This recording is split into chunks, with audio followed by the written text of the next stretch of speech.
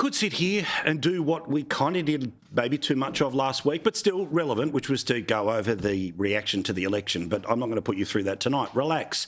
Even though I could show you all of the details from all of the entrails, including the ABC, who went and found people who said the reason they didn't vote for the Liberal Party was because the slogan, "Get Australia Back on Track," was too close to make America great again. What?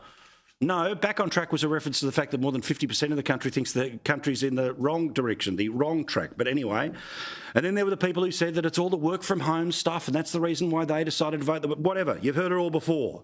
You've also heard almost any and every person with any tangential or serious connection to the Liberal Party saying what their plan is for the next 3 years. Any and all the policies we took to the election, we will need to review and revisit. Doesn't mean we're going to dump them all, but it also doesn't mean we automatically keep them. There is nothing wrong with the Liberal Party's values, but its capacity to project those values through policy, through leadership, through its language, through its offering to the public is, I think, where we let ourselves down. George?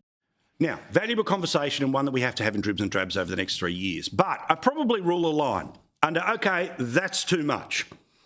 When this person turns up on the ABC and basically, look, I'm going to take a bet, hasn't voted Liberal a few elections in her life, but we'll see. And her suggestion for how the Liberal Party can turn itself into anything but the Liberal Party to save itself from anything but the Liberal Party. I wish that someone from the Liberal Party would bring me in for a day and I'd give them a course on something. It'd be very helpful. What would you say to them? I would say, wake up tomorrow and decide you're the Teals. Wake up tomorrow and don't just emulate the kind of candidates you pick, but the kind of policies that they agree on collectively. You need to be socially progressive. You are living 100 years ago and you are dreaming of this old Australia that no one in this country wants or foresees as the future. Look, I get it. Bad loss, 2 on the trot. They did win an election, what, in 2019? You're living 100, all this stuff. This is a bit like, remember in the 90s when all the Howard haters used to talk about the 1950s, the 1950s? So, OK, let me say this about the plan for this show going forward. Now, you know, I like data. When there's data, I'm going to talk about data. I'm not going to hide the reality of things, but I'm also not going to wallow in things. I get it. I got a few complaint emails last week, and I always want to be the show that's confident and forward-facing and fight. But we couldn't have spent last week pretending that the result wasn't what it was, and I'm not going to ignore it for the next 3 years. But let's turn to some positives.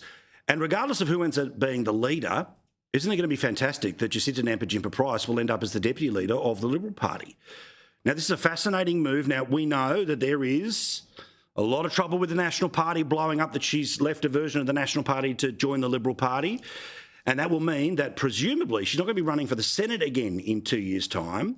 She made some references to a coastal community, I think in New South Wales. I'll double check. So maybe she might be coming to the lower house from something like that in 3 years' time.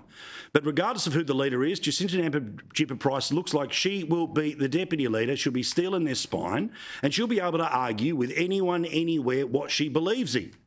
Whether this turns an election or not, we'll all find out. But if nothing else, that's what you want in your political leader, right?